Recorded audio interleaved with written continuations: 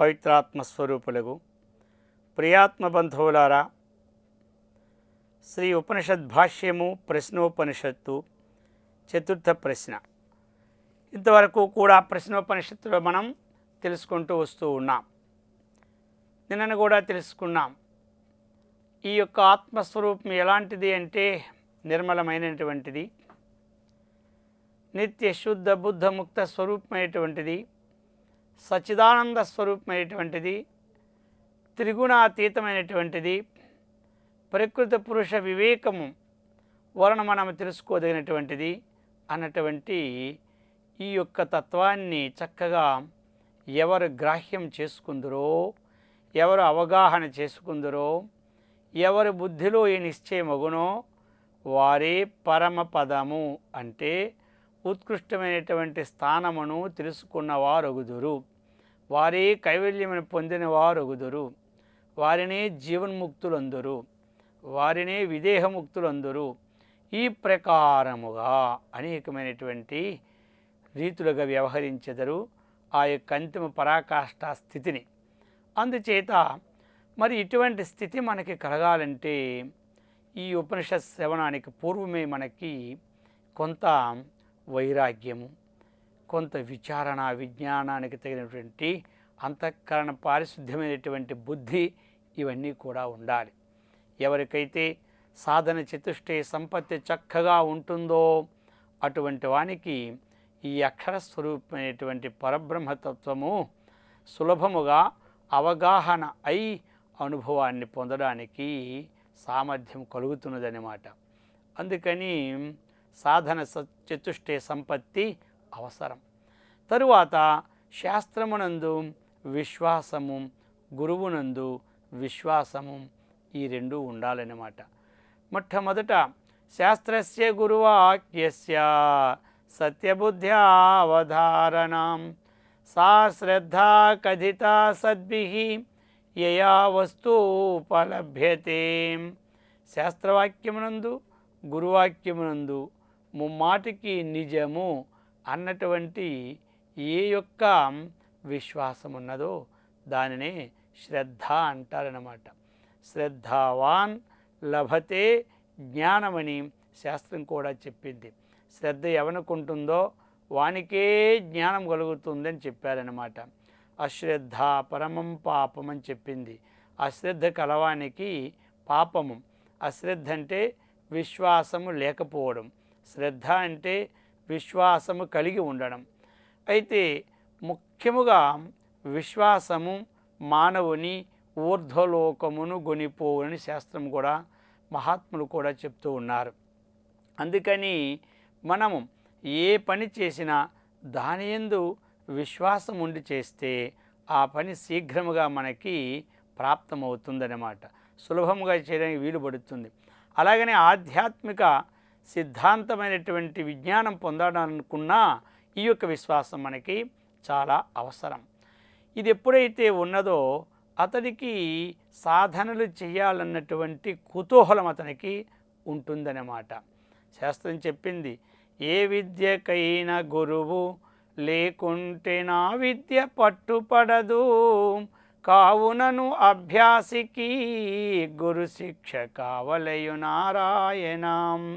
నారాయణ శతకం కూడా చెబుతుంది గురు శిక్ష ఉండాలన్నమాట.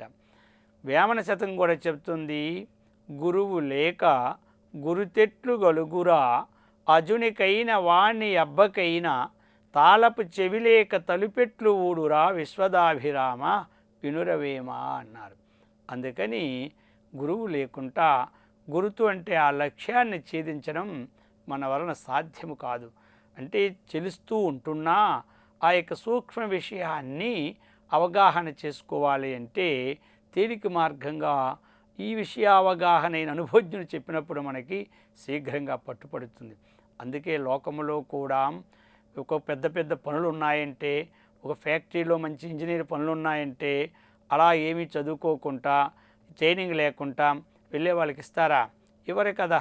కనీసం ఒక అధ్యాపకుడిగా ఉండాలన్నా సరే దానికి తగినటువంటి ట్రైనింగ్ 6 నెలల్లో సంవత్సరం ముందు ఇస్తారన్నమాట. ఎందుకు అంటే ఇతడు శిక్షింపబడితే రేపు శిక్షించడానికి కూడా ఇతడికి ఏ విధంగా శిక్షించాలో తెలుస్తుందన్నమాట. అందుకే మొదటి నుంచి కూడా ఇప్పుడు రాములు వారు దశరథ మహారాజు వారికి ఎవరు గురువు? వశిష్ఠ మహారాజు గురువు అన్నమాట. ఆ ప్రకారముగా శ్రీకృష్ణుని గురువు ఎవరు? సాందీపులు వారు. అటువంటి వారే గురువును ఆశ్రయించారు. ఎందుకు మరి అంటే వారే ఆశ్రయించకపోతే వారికే గురువులు లేరు, మనకి గురువు ఎందుకు అని అనుకుంటారు. గురువు అంటే ఎవరు? మార్గదర్శకుడు అన్నమాట. మనం వెళ్ళే మార్గములో సుగమముగా చేర్చుటకు ఆ యొక్క స్థితిని కల్పింపచేయువాడన్నమాట గురువు. కాబట్టి శాస్త్రము గురువు ఈ రెండు మనకు అవసరం. ఈ రెండింటినీ మనము స్వీకరించి ఏముండాలి? మనకి సాధన చతుష్టి సంపత్తి కలిగి ఉండాలి. ఎందుకు అంటే ఎవరు ఎక్కువ ధనాన్ని ఆశిస్తారో వారు మొట్టమొదటి ఎక్కువగానే కష్టపడాలి. మరి లేకపోతే వస్తుందా ధనము? ఇప్పుడు మనకి ధనము సుఖము రెండూ కావాలంటే మొట్టమొదట మనము ప్రయత్నం ఎంత తీవ్రంగా చేస్తామో తరువాత అంత సులభంగా వస్తుందన్నమాట. ఇప్పుడు ఏమీ చదువుకోని వాడికి కలెక్టర్ పోస్ట్ వస్తుందా? ఆ సుఖం వస్తుందా? ఆ కార్లు ఉంటాయా? ఉండవు. మరి కొంత చదువుకున్నాడు అనుకోండి, అతడికి మాత్రం వస్తుందా? రాదన్నమాట. అలాగనే దేనిని ధ్యేయముగా పెట్టుకున్నామో దానిలో మనం నిమగ్నమై అంటే ములిగి చక్కగా దాన్ని సాధిస్తే ఆ సుఖము ఆ శాంతి కలుగుతుంది. అలాగనే పరమాత్మ యొక్క విజ్ఞానం అనేది ఆత్యంతిక దుఃఖ నివృత్తి పరమానంద ప్రాప్తి కలుగుతుందన్నమాట.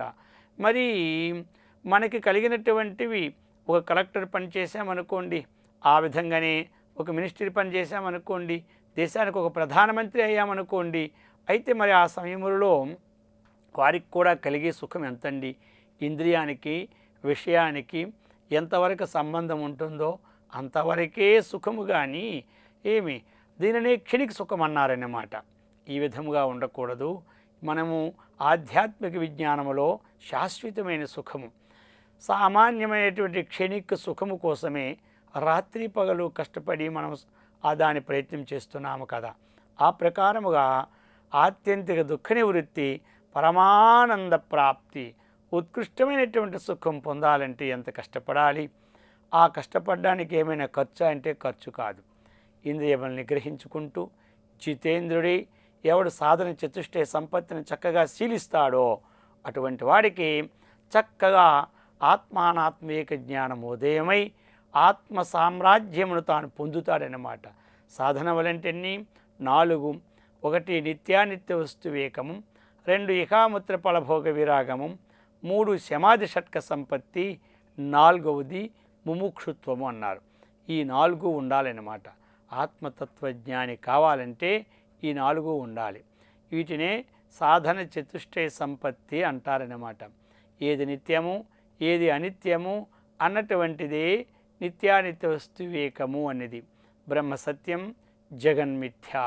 కాబట్టి పరమాత్మ అనేటువంటి సత్యవస్తువు, ఈ జగత్తు మిథ్యా వస్తువు అన్నటువంటి విచారణాత్మకమై మిథ్యా వస్తువుని విడిచిపెట్టి సత్యవస్తువుని స్వీకరించుటే మనకి కావలసినది. అలాగనే మనకి ఇహలోక విషయముల యందు పరలోక విషయముల యందు వైరాగ్యము కలిగి ఉండుటే ముఖ్యము. ఎందుకంటే వైరాగ్యం అనేది విషయములు విడిచిపెట్టడము కాదు, దొరికిన దానితో తృప్తి నొందుట. ఇది అందరికీ కావలసిన వైరాగ్యం అన్నమాట. మరియు సాధకుడు ఇటువంటి వైరాగ్యం తన యొక్క స్థితిలో తాను ఉండడమే వైరాగ్యము అన్నారన్నమాట. దానికన్నా భిన్నమైనది చూడకుండా ఉండడమే వైరాగ్యం అన్నారు. ఈ విధముగా శమము దమము అంటే శమము అంతరింద్ర నిగ్రహం, దమము బహిరింద్ర నిగ్రహం, ఉపరతి అంటే చక్కగా మనము ఉపరమణం ఉపరతి ఆ పరమాత్మ సన్నిధిలో మనము ఉండుటకు ప్రయత్నించుట అన్నమాట. తితీక్ష అంటే ఓర్పు, శ్రద్ధ అంటే విశ్వాసము, సమాధానము పరమాత్మ కంటే భిన్నము లేనటువంటి స్థితిని కలిగి ఉండుట, ముముక్షుత్వ మోక్షము కోసం ప్రయత్నం చేయుట. ఈ విధముగా సంగ్రహంగా అర్థాన్ని మనం తెలుసుకున్నాం.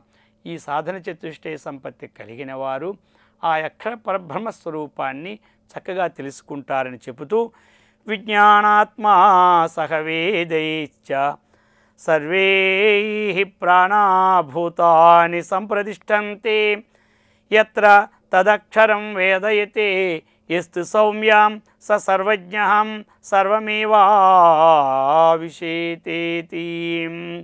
చెప్తున్నారు సర్వమేవాం అవివిశేతి అవివేశేతి, అవివేశ ప్లస్ ఇతి అవివేశేతి. విజ్ఞానాత్మ ఆ విజ్ఞానం యొక్క ఆత్మ అంటే అది బుద్ధి, సర్వై దేవై సహా అందరి దేవతలతో, ఇంద్రియములతో కూడా, ప్రాణాహ ప్రాణములు, భూతాని పంచభూతాలు, ఎత్ర దేనిలో సంప్రతిష్టంతి ఉపశమించి ఉంటాయో. కాబట్టి మనకి ఇంద్రియాలన్నీ ఎక్కడ లీనమవుతాయి? ఇంద్రియములకు అన్నిటికీ అధిష్టాన దేవతలు ఉన్నారు. ఆ అధిష్టాన దేవతల్లో ఈ ఇంద్రియాలన్నీ కూడా లీనమైపోతాయి. మరి అధిష్టాన దేవతలన్నీ ఎక్కడ లీనమవుతాయి అంటే ఆ యొక్క ప్రధానమైనటువంటి ఏది అన్నిటికీ అధిభూతమో, ఏదైతే ఆదర్శమో, దేని నుంచి అయితే ఉత్పన్నమైనాయో అటువంటి అక్షరస్వరూపం నుండి ఇవన్నీ కూడా లీనమవుతాయి. అదే చెప్తున్నారు సంప్రతిష్టంతి ఉపశమించి ఉంటాయో. హే సౌమ్య, ఏ స్నేహితుడా, ఎస్తు తతు అక్షరం ఎవరైతే ఆ అక్షరతత్వాన్ని చక్కగా తెలుసుకుంటారో, అన్నీ కూడా ఎలాగైతే సాలిపురుగు నుండి దారం ఉత్పత్తి చేసి ఆ దారాన్ని తనలోనే మళ్ళా లయం చేసుకుంటుందో ఆ ప్రకారముగా అక్షర పరబ్రహ్మ స్వరూపము నుండి ఇవన్నీ కూడా ఉత్పత్తి అయినవి. మరలా ఆ అక్షర స్వరూపాన్ని తెలుసుకుంటే అందులోనే ఇవన్నీ కూడా లయమవుతున్నాయన్నమాట. ఆ ప్రకారముగా మనము తెలుసుకోవాలి.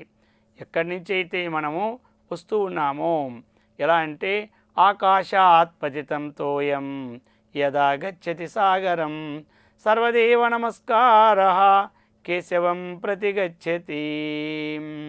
ఎక్కడి నుంచి మనకి ఈ ఆకాశాత్ పతితం తోయం, ఆకాశం నుంచి పడుతూ ఉంది. మరి జలములు ఎక్కడ పోతుంది? యదా గచ్చతి సాగరం, సముద్రంలో కలుస్తుంది. ఆ ప్రకారముగా మనకి సముద్రం నుండి నీరు ఆకాశానికి పోతుంది, ఆకాశం నుంచి మరల వస్తుంది, అందులోనే కలుస్తుంది. అలాగనే అక్షరస్వరూపమందు ఈ సమస్తము లయమవుతుందని చెప్పి ఉన్నారు. ఈ ప్రకారమైన స్థితిని తెలుసుకునే శక్తిని శృతిమాత మనకు అందించుగాక. ఓం శాంతి శాంతి శాంతి. హరి ఓం తత్సత్తు. పవిత్రాత్మస్వరూపులకు ప్రియాత్మ బంధువులారా, శ్రీ ఉపనిషద్ భాష్యము ప్రశ్నోపనిషత్తు పంచమ ప్రశ్న.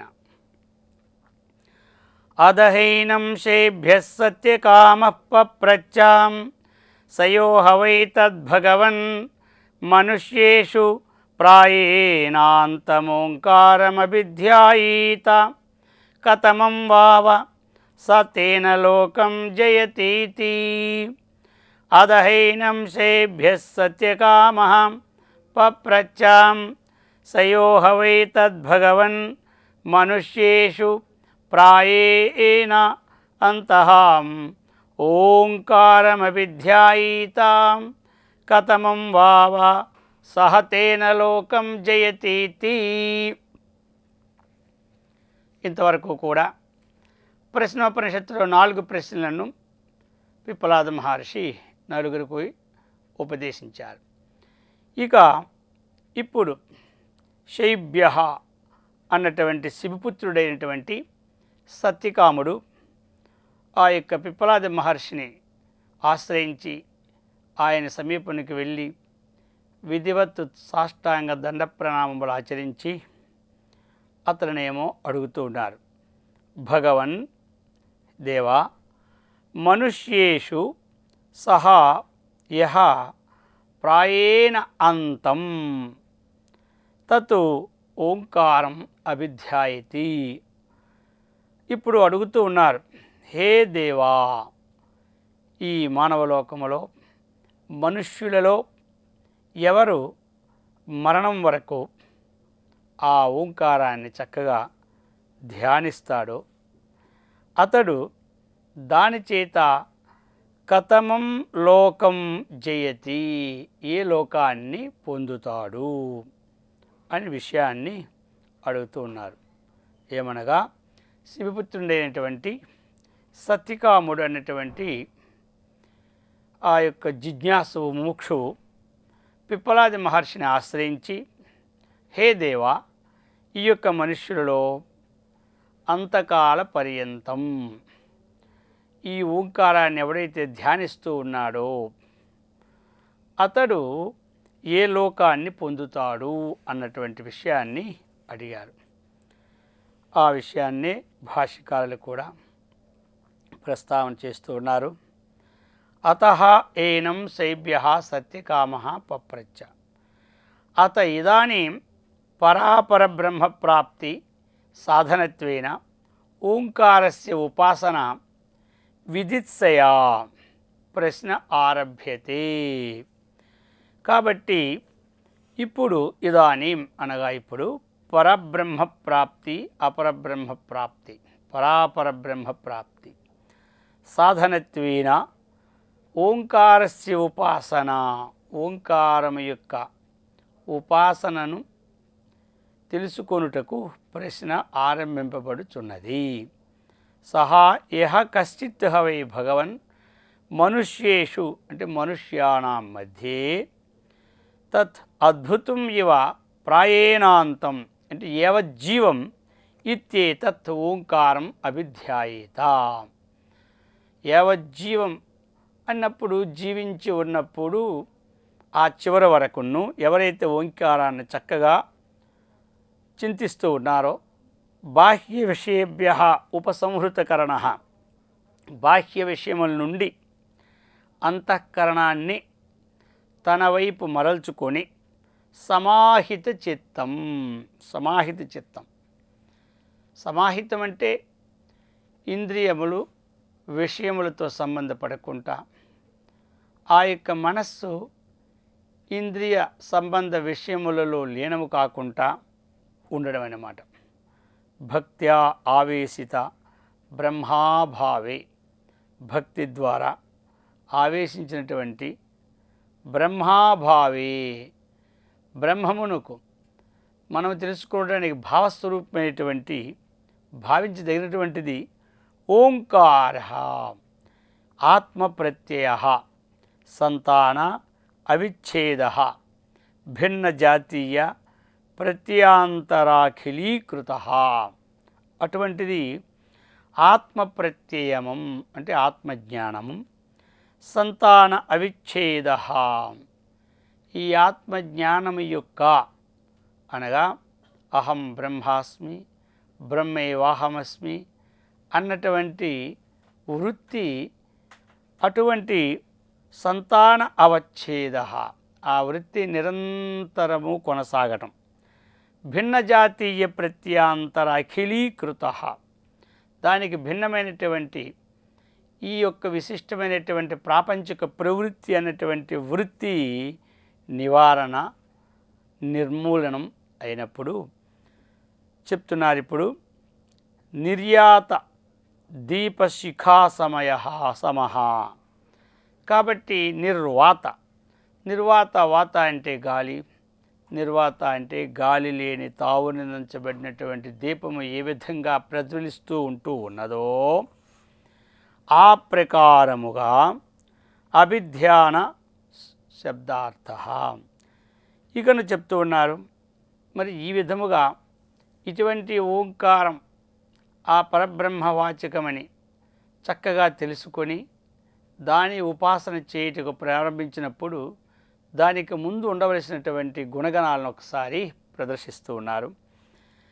శబ్ద అర్థ ఏమిటి అర్థము అంటే సత్య, బ్రహ్మచర్య, అహింస, అపరిగ్రహ, త్యాగ, సన్యాస, శౌచ, సంతోష, మాయావిత్వాది అనేక యమ నియమానుగృహీత. ఈ యొక్క ఆత్మతత్వజ్ఞానం తెలుసుకోవాలన్నా, అలాగనే అంతఃకరణ శుద్ధి చేసుకోవాలన్నా, ఆధ్యాత్మిక మార్గ పురోభివృద్ధి కావాలన్నా, గృహములో శాంతి సుఖముగా ఉండాలన్నా, దేశము శాంతి సుఖములతో చక్కగా ఉండాలన్నా ఉండవలసినటువంటి గుణాలని ముందు సంపాదించుకోమని చెప్తూ ఉన్నారు. ఆ గుణాలు ఏమిటి అంటే యమము, నియమము. యమ నియమానుగృహీత స ఏవం ఏవజ్జీవం వ్రతధారణ అని చెప్తూ ఉన్నారు. ఎన్నాళ్ళు ఉండాలి ఇదంటే ఏవజ్జీవం, ఎంతవరకైతే మనం జీవిస్తూ ఉన్నామో అంతవరకు కూడా ఈ ప్రకృతి సంబంధమైన విషయాలను ఆశ్రయించి అటువంటి విషయాలను విచారించి ఏది మనకు అవసరం లేదో విడిచిపెట్టి అవసరమైన విషయాలను తీసుకోవడం ముఖ్యమైనటువంటి విషయం. అందులో అంతఃకరణ శుద్ధికి, సమాధి స్థితికి, ఆత్మానాత్మీయ జ్ఞానానికి, ప్రశాంతతకు ఇక్కడ చెప్పినటువంటి సాధనలు ఉండాలన్నమాట. అహింస, సత్యము, బ్రహ్మచర్యము, అస్థేయము, అపరిగ్రహం, ఇవి 5 అన్నమాట. అలాగనే శౌచము, సంతోషము, తపస్సు, స్వాధ్యాయము, ఈశ్వర ప్రణిధానం, ఇవి 5, అవి 5, ఈ 10 అన్నమాట. కాబట్టి వాటిని ఇక్కడ మనకి సాధకుడికి ముందుగా ఉండవలసినటువంటి స్థితిగతులను తెలుపుతున్నారు. అహింస అంటే మనస్సు చేత కానీ, వాక్కు చేత కానీ, కాయము చేత కానీ ఏ ప్రాణికిని ఏ సమయములో ఏ విధముగానైనాను ప్రాణిహింస చేయకూడదు అన్నటువంటి విషయం అన్నమాట. అందుచేత ఇది చాలా గొప్పది. ఎందుకు అంటే అన్నిటికన్నా సర్వే ధర్మాః అహింసాయాం ప్రతిష్ఠితాః. లోకములో ఏ ఏ ధర్మాలైతే ఉన్నాయో అవన్నీ కూడా అహింసా వ్రతములో సిద్ధిస్తాయన్నమాట. ఆ విషయాన్ని చెప్తూ ఉన్నారు. సర్వే ధర్మాః, సర్వే ధర్మాః, లోకములో అనేకమైనటువంటి కర్మకు సంబంధమైనటువంటి పనులు ఉంటూనే ఉన్నాయి. అటువంటి ఆ ధర్మాలన్నీ కూడా ఆ అహింస ఎందే ప్రతిష్ఠింపబడి ఉన్నది. అందుచేత అహింసా వ్రతాన్ని ఎవరు చక్కగా చీలిస్తారో వారు ఇహ పర లోకముల యందు సుఖశాంతులను పొందుతారన్నమాట. అందుకని పతంజలి మహర్షి కూడా అహింసానికి సార్వభౌమ మహావ్రతం అని పేరు పెట్టారన్నమాట. జాతి దేశకాల సమయాన వచ్చిన సార్వభౌమ మహావ్రతం. ఈ వ్రతం ఒక జాతితో కానీ, ఒక కులంతో కానీ, ఒక దేశంతో కానీ, అలాగనే ఒక కాలంతో కానీ నియమం లేకుండా సర్వకాల సర్వావస్థలందు కూడా ఎవరైతే దీన్ని చక్కగా అభ్యసిస్తారో అదే అహింసా వ్రతం. అందుకని అటువంటి అహింస కలిగిన వానికి అంతఃకరణం పరిశుద్ధమవుతుంది. రెండవ లాభం ఏమిటి? అహింసా ప్రతిష్టాయాం తత్సన్నిధౌ వైరత్యేయాగహాం. అహింసను ఎవడైతే స్థిరంగా ఆచరించాడో అతని సన్నిధిలో విరోధగల జంతువులు కూడా అవి పరస్పరం భావించుకుంటూ అవి ఆడుకుంటాయట. అంటే విరోధ జంతువులు కూడా కలుస్తాయని అర్థం. అలాగనే కన్మముని మహాశ్రమములో అక్కడ ఒకానొక సమయంలో ప్రశాంతమైనటువంటి ప్రవచనం జరుగుతూ ఉంటుంటే అది ఎండాకాలం కాబట్టి కాస్త ఎండ కూడా ఉంటే అంతట్లో ఒక కప్ప ఎండలో ఉందట. ఇక అప్పుడు ఆ ఎండకి తట్టుకోలేకుండా అది కిలకిల్లాడుతుంది. ఆ సమయంలో ఒక పాము వెళ్ళి ఆ యొక్క ఎండలో బాధపడుతున్న కప్పకి తన పడగ విప్పి అలా ఉందట. అంటే ఇప్పుడు ఎక్కడుంది? కప్ప కిందన ఉంది. ఆ పాము కప్పకి ఎండ తగలకుండా ఉండాలని ఆ పగడ ఉంది. అంటే ఇక్కడ అర్థం ఏమిటి? కప్పకిన్ని పాముకి ఏం చెప్పండి? విరోధం అన్నమాట. మరి విరోధ జంతువులు కూడా పరస్పర స్నేహభావంతో అక్కడ ఉన్నాయంటే అర్థం ఏమిటి? ఆ అహింసావ్రత స్వభావం. అందుకోసం ఈ ప్రకారముగా చెప్పారు. అహింస, సత్యం. సత్యము అన్నప్పుడు నా అనృతం, అనృతం అబద్ధం ఆడకుండుట ఒకటి, సత్యం సత్యత్వం 3 కాలంలో ఉన్న వస్తువును సత్యము అంటారన్నమాట. అందుచేత చెప్పారు సత్యాన్నాస్తి పరం ధర్మం. సత్యము కన్నా వేరేటువంటి ధర్మము ఇంకొకటి లేదు. అందుచేత సత్యము ఉండాలి. ఆ ప్రకారముగా బ్రహ్మచర్యాన్ని కూడా పాలిస్తూ ఉండాలి.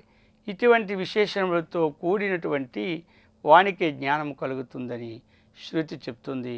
అటువంటి జ్ఞానము కలిగేటట్టు శృతిమాత మనకు అనుగ్రహించుగాక.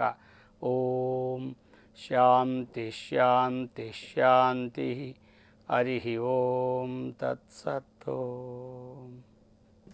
పవిత్రాత్మ స్వరూపులకు ప్రియాత్మ బంధువులారా, శ్రీ ఉపనిషద్ భాష్యము ప్రశ్నోపనిషత్తు. ఈ యొక్క ప్రశ్నోపనిషత్తులో శైబ్యుడు అయినటువంటి శివపుత్రుడైనటువంటి సత్యకాముడు పిప్పలాదుని ఆశ్రయించి ఒక ప్రశ్నను అడుగుతూ ఉన్నాడు.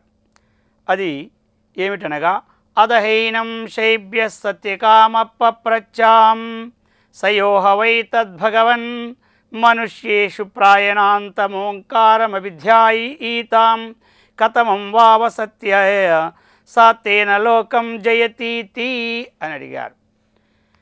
ప్రాయేణ తరచుగా, అంతకాలం అంటే జీవించి ఉన్నప్పుడు కూడా అంతకాలం వరకు కూడా ఆ యొక్క ఓంకారాన్ని చక్కగా ధ్యానిస్తే అతడు ఏ స్థితిని పొందుతాడు, ఏ లోకాన్ని పొందుతాడు అని అడిగినాడు.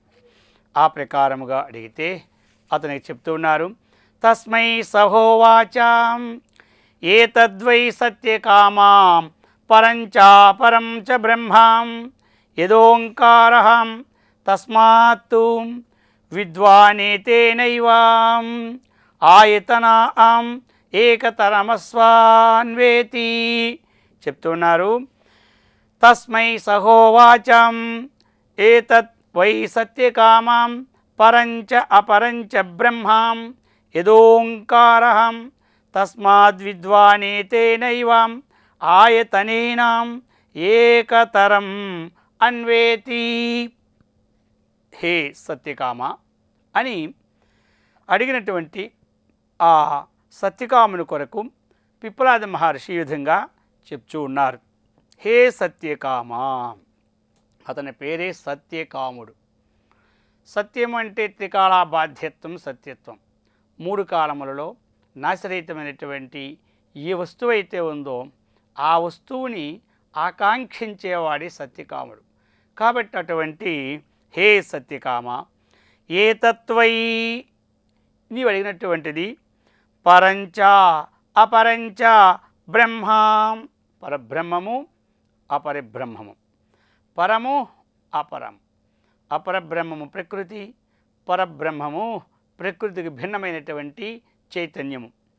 ఆ యొక్క ఇక్కడ రెండు పరాపరములకు కూడా ఉత్కృష్టమైనటువంటిది బ్రహ్మము అని చెప్పవచ్చు. ఎలా అంటే అపరమైనటువంటి ప్రకృతికి కూడా మాయోపాధిక ఈశ్వర, అవిద్యోపాధిక జీవ, అథవా కారణోపాధిక ఈశ్వర, కార్యోపాధిక జీవ. ఈ రెండింటికి భిన్నమైనటువంటి ఏ చైతన్యం ఉందో అదియు పరమాత్మ, పరంబ్రహ్మ అని చెప్పుటకు సాధ్యమే. ఈ ప్రకారముగా పరంచ అపరంచ బ్రహ్మ ఎత్తు ఏదైతే ఓంకారమో తస్మాత్ అందువలన విద్వాన్ వేత్తీతి విద్వాన్. విద్వాన్ అంటే వేత్తి జానాతి, తెలుసుకొనుచున్నాడు. అతడు ఆ తెలుసుకున్నటువంటి విషయాన్ని, శాస్త్రాన్ని తెలుసుకుంటే శాస్త్రవిత్తు, శాస్త్ర విద్వాన్. దానినే బ్రహ్మాన్ని తెలుసుకుంటే బ్రహ్మవిత్తు, బ్రహ్మ విద్వాన్. ఇది విద్వాన్ జ్ఞాని ఏతేనా, ఏతేనా ఈ యొక్క ఓంకార ఉపాసన సామర్థ్యము చేత, ఆయతనేనా ఈ యొక్క ఉపాయము ద్వారా, ఏకతరం రెండింటిలో ఒకదానిని అన్వేతి పొందుచున్నాడు అని చెప్పినారు. ఈ విధముగా భాష్యకారులకు కూడా భాష్యాన్ని అందిస్తున్నారు. ఏవం పృష్టవతే తస్మై సహోవాచ పిప్పలాదః.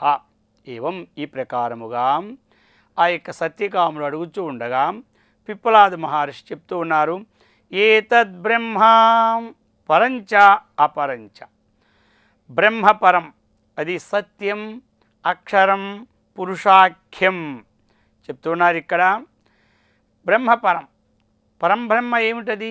సత్యం. మూడు కాలములలో నాశరహితమైన వస్తువునే సత్యం అంటాం. అక్షరం, క్షరమనగా నాశము, అక్షరమనగా నాశరహితమైనటువంటి వస్తువు అన్నమాట. ప్రపంచంలో పిపీలికాది బ్రహ్మ పర్యంతము వ్యాపించి ఉన్నటువంటి సమస్తము ప్రళయమునందగా అప్పుడు కూడా అది నాశము కాలేటువంటి వస్తువు ఏది ఉందో దాని పేరే అక్షరం. పురుషాఖ్యం, దీనిని పురుషుడు అని కూడా చెప్పబడును. పురి శైతే ఇతి పురుష, పురమునందు వసించినటువంటి ఏ చైతన్యమో కాబట్టి దీనికి పురుషుడు అని పేరు అన్నమాట. శరీరాన్ని పట్టణం, ఇందులో నివసించేవాడు పురుషుడు. ఇక అపరంచ ప్రాణాఖ్యం ప్రథమజం, ఎత్తు అపరంచ ప్రాణాఖ్యం, ప్రాణమని చెప్పబడుతున్నాడు. ప్రథమజం అంటే ప్రథమం జాయితీతి ప్రథమజం, హిరణ్య గర్భుడు అన్నమాట. అటువంటి ఎత్తు ఓంకార ఏవ, ఓంకారాత్మకం, ఓంకార ప్రతీకత్వాత్ పరం హి బ్రహ్మ శబ్దాది ఉపలక్షణ అర్హం సర్వధర్మ విశేషవర్జిత అత నశక్యం అతీంద్రియ గోచరత్వాత్. చెప్తూ ఉన్నారు ఇక్కడ. ఈ ఓంకారాత్మకం ఇదేమిటి? ప్రతీకత్వాత్, ప్రతీకము అంటే ఆ పరబ్రహ్మకి ఇది ప్రతీకం. ఎలా అంటే ఇప్పుడు విష్ణువుకి ప్రతీకం ఏమిటి అంటే సాలగ్రామం. మనం ఆ సాలగ్రామమునందు మనం ఏ బుద్ధి పెడుతున్నాము? విష్ణువు యొక్క బుద్ధి పెడుతూ ఉన్నాం. ఈ బుద్ధి పెట్టినటువంటిది ఏమిటి అంటే అది సాలగ్రామం. మరి ఆ సాలగ్రామం ఏమైంది? విష్ణువుకి ప్రతీకము. అలాగనే ఓంకారం అనేది పరబ్రహ్మమునకు వాచకం అన్నమాట. దీనిని మహర్షుల వారు తస్య వాచక ప్రణవ అన్నారన్నమాట. తస్య ఆ పరబ్రహ్మమునకు వాచకము ప్రణవము అన్నారు. ప్రకర్షేణ నామయతి ఉన్నామయతీతి ప్రణవ అన్నమాట. కాబట్టి అది ఎవరికి అంటే